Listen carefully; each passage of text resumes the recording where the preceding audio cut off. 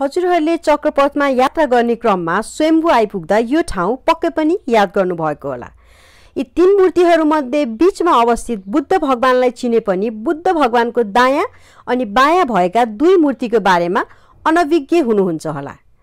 बायाँपट्टि 64 fit अग्लो चेत्रेजिक, बीचमा 67 फिटको शाक्यमुनि बुद्ध र दायाँपट्टि 64 फिटको गुरु रिन्पोछेको मूर्ति रहेको छ।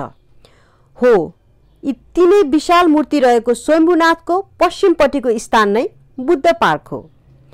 मूर्तिमा बुद्धले अमरताको अमृत भएको विशाल कचौरा बोक्नु भएको छ।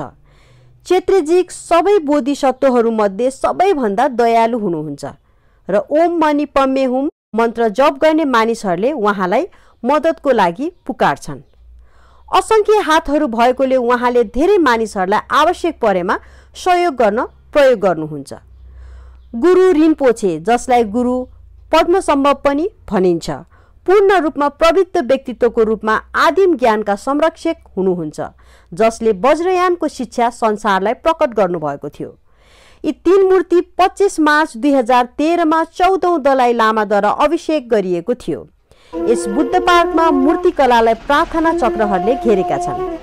मूर्तिको पछाडि जाँदा धेरै रत्नहरू देखिन्छन्, जस्तै एक उत्कृष्ट स्तूपा, विशाल प्रार्थना चक्र भएको चोटन, मूर्तिहरूको आधार वरिपरि कलात्मक कलाकृतिहरू र थुप्रै प्रार्थना झण्डाहरू।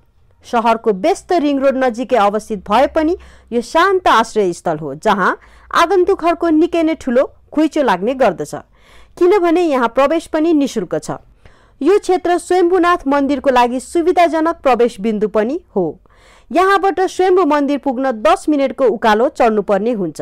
यस्तै रमाइलो अनि जानकारीमूलक भिडियोहरू हेर्नको लागि हामीलाई फलो अनि सब्स्क्राइब गर्नुहोला।